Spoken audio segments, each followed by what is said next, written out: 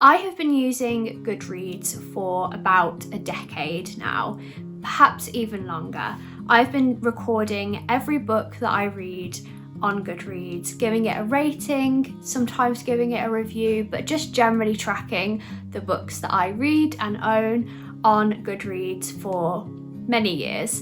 And so there's quite a backlog of books in my read list on Goodreads. One of the best things about reading is that we all have different opinions, different thoughts, different interpretations about the same stories.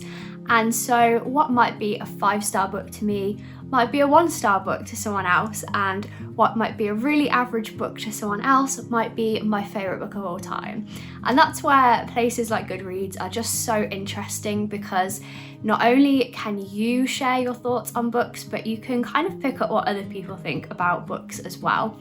And so I've been intrigued recently to see what books from my read pile, which of the books that I have already read are the best and the worst rated according to Goodreads. And so today I'm going to be going onto Goodreads, having a look at what the highest and lowest rated books are on my read list, and talking a little bit about what I thought about them, whether I agree, and just seeing whether the reviews that are on there match up with my reviews. So I hope that sounds interesting to you, and perhaps you might even want to look at this yourself if you've been using Goodreads for a little while, to track your reading, to see whether you agree with what your best and worst rated books are. But before we get started, this video is very kindly sponsored by Oodie. If you have not heard of Oodie before, they sell the softest, the most dreamlike hoodie blankets. They very kindly sent me one of their hoodies to share with you, and I picked up the coffee hoodie. So it's just got lots of little coffees on the actual hoodie, and it is so cute, but most of all it is so warm. The weather's getting just that little bit colder now that we're in October, and it's so nice to have something to just throw on. It's basically like being wrapped up in a cozy blanket, except you have your arms free and there's a hood and you can walk around the house in it. It's just the perfect thing to wear for reading a book on a cold day. If this sounds like something that you need in your life, definitely check out the link in my description box. They've very kindly given a discount to anyone who purchases an Oodie through that link. So definitely go and check them out, and thank you to Oodie for sponsoring this video. Okay, so I have got my laptop, and we'll just wait for the really loud cars to go up and down the road. I have my laptop. I'm going to go onto Goodreads right now, and I am going to find, which should we do first? The highest or the lowest? I think we should go for the highest rated book first. I feel like the lowest rated is going to be more interesting. So let's save the best till last and go for the highest rated. So you can actually sort on Goodreads if you go into my books and click on read.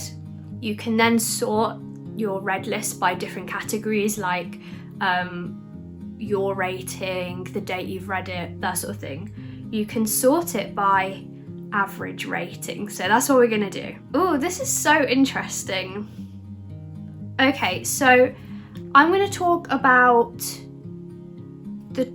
I'm gonna talk about the top 2 books on here, because I think this is a really interesting kind of analysis of why certain books might be higher rated than others. So the first most highest rated book on my read list is a book called Shadow by Christy J. Whitney. Now this is the second book in a YA kind of fantasy series, and it has a 4.67 star rating, which is very high, and I gave this book a 5 stars. I really loved this book. The author actually reached out to me back when the books were coming out, back when the first one came out, and sent them to me to review, back when I was doing Bookstagram and book blogging a little bit more, so long before my YouTube channel. I'll give you the description for the first book in the series because otherwise I'm spoiling it, but the synopsis of the first book, which is called Grey, is: can you still love with a heart of stone? Sebastian Grey always thought he was a fairly normal teenager. Good friends, decent grades, and a pretty sweet job in his foster brother's tattoo shop. But when Romany gypsies arrive in town, Sebastian discovers that his world is not what it seems. There is an old age feud between his family and the gypsies. And this isn't the only secret his brother has been keeping from him. His life is not his own. The girl he's been dreaming about has just turned up at school, and he feels compelled to protect her at all costs, even if that means life might never be normal again. I just remember this book being such a perfect YA story. It is very much about coming of age and growing up and first loves and discovering the world, but then there's also gargoyles and I don't know, I just remember it being really interesting and unique. And yeah, I totally agree that these books were very highly rated. However, what's really interesting is I think often, and you'll see this with the next book I'm going to talk about as well, I think that often people rate book 2 in a series the highest. And I think that's because, first of all, if you didn't like the first book, you probably aren't going to pick up the second book. So if you have picked up the second book, likelihood is you enjoy the series, you might enjoy the author's writing in general, and you're probably gonna rate this book a little bit higher because you already have some love for the story in the beginning, and people who would have hated it have probably stopped at book 1. So I think that that's partially why book 2s in series have kind of featured highest on my reads.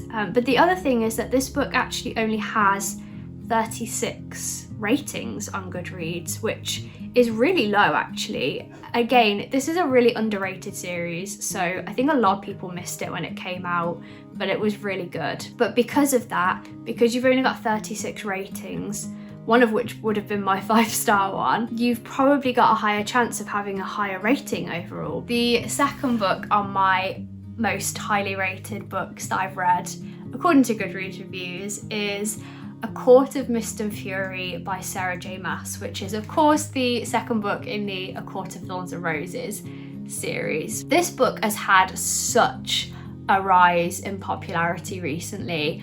I feel like everyone is reading this book, and it's all over BookTok, it's all over Bookstagram. Everyone is loving this series. Not to sound that person, but I did read them when they came out. I don't even own the books anymore, which is definitely a sign of how my reading tastes have changed quite a lot over time. But when I read them when they came out, they were my favourite thing. A Court of Mist and Fury in particular I loved it. It was probably my favourite book ever when I read it the first time. This has a 4.64 rating on average, and this is based on 1,344,528 ratings, which is crazy high. If you don't know what A Court of Thorns and Roses series is about, it's a fantasy romance. It's a romance series basically in a fantasy world, and it follows a young woman named Feyre who ends up getting tangled up in the Fae world, and there is lots of romance and war and conflict, and it was a really, really good series. I think if I read it again I probably would enjoy it. I just think my taste in romance has changed a lot. So I actually did leave a review of this book on Goodreads, and I'm gonna read some little sections of what I wrote because it's so funny. This book was beyond words, although I shall try. Beautiful, seductive, passionate, intense, gorgeous, phenomenal. I was going for all of the words here. I beamed, giggled, blushed, shouted out loud, and even cried. I mean, that's quite a response to have whilst reading a book. Interestingly, I wrote, Sarah J. Maas's books are always so empowering and make me feel like I can take on the world. They always motivate me to carry on writing and remind me of how much I love writing and the written word. This book is not only the best book I have read this year, and not only, most likely, the best book I will read this year, that makes no sense, but is one of the best books I have read ever. I absolutely love this book, so yes, I can agree with the ratings. Even though it's probably not a book I would pick up and read now, I absolutely loved it. And I think it's so cool when I read back on reviews from a few years ago where a book has made me want to write. And apparently A Court of Mist and Fury by Sarah J. Maas was one of those books. Okay, so now we are going to look for the lowest rated books, the worst books that I have read according to Goodreads reviews. So let's have a look. Ooh, okay. Do I actually own this book? I think I might own this one. So according to Goodreads, the worst book that I have read is The Vanishing Act by Met Jacobson. I'm sorry if I've pronounced that wrong. So this book had a 3.33 average, which is still, it's not terrible. I'm surprised that that's the lowest rated book on my list. I've clearly not read that many terrible books, but this one had 1,893 ratings at the moment. So a decent amount, but as you can see, not a super popular book. And I gave this book a 3 stars, so I definitely agreed with the average rating, interestingly. It's also interesting when you look at the number of people who have rated it which stars, because sometimes a book will get a 3-star average on Goodreads because loads of people rated it 5 stars, loads of people rated it 1 star, and then that kind of averages out. But for this one, most people have rated it 3 stars, so I think that seems to reflect the average rating really well, that most people thought it was a 3-star read. I read this book in 2020, so it was during the pandemic, and it was when I'd been in a really big reading slump for a couple of years and had really struggled to get into reading, and I was looking for books to pick up, and one of my favourite books of all time is The Night Circus by Erin Morgenstern, and this book has a little thing on the front which is by Erin Morgenstern saying, "The best stories change you, The Vanishing Act is that kind of tale." And so because it had Erin Morgenstern's stamp of approval, I think that was what made me pick it up, because I thought if the author of one of my favourite books loved this book, then maybe I will too. And it's a very interesting story. I think I would probably class it under magical realism, perhaps. So in this story, we follow a young girl and her mother has gone missing. And so the story is kind of about her hunt for her mum and sort of believing that her mother will come back to them, to this remote island. And we follow all of the different characters who live on this island, of which, as it says, there's this girl, her father, a boy who's washed up but seems to be dead, but he's not dead. There's a dog, a magician, and a priest, and that is all of the people who live on this island, and it's kind of about their lives, whilst this girl is hoping and wishing for her mother to return. And I remember this book just feeling really confusing, but not in kind of a good way, just in a sense of it didn't seem to make any sense what the story was trying to do and what message it was trying to convey. Interestingly, reading through some of the reviews on Goodreads, somebody put, "This is a strange book filled with fragile characters. It is part fable, part study of the isolated, and part mystery. Nothing much is resolved or explained, and the dreamy prose almost makes up for it."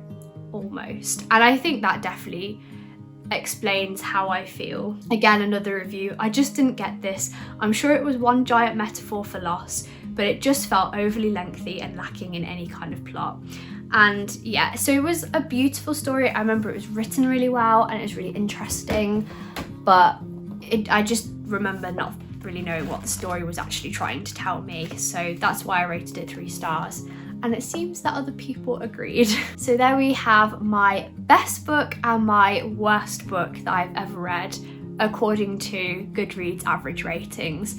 I would definitely say that in my personal opinion, they are not my favourite or my least favourite books. I have books that I would say now I love a lot more, and books that I have rated much lower. My camera cut off just before I was about to finish this video, so it's a little bit later and the sun is now directly in my face. I cannot move from the sun, so I apologise about that. But just to wrap this video up, if you are interested in doing this challenge as well, then definitely let me know in the comments, and please put down your best and worst rated books according to Goodreads and whether you agree with them. Thank you so much for watching, and don't forget to check out the link in the description if you are interested in purchasing yourself an Oodie. I hope you have a wonderful day, and I'll see you very soon with another video.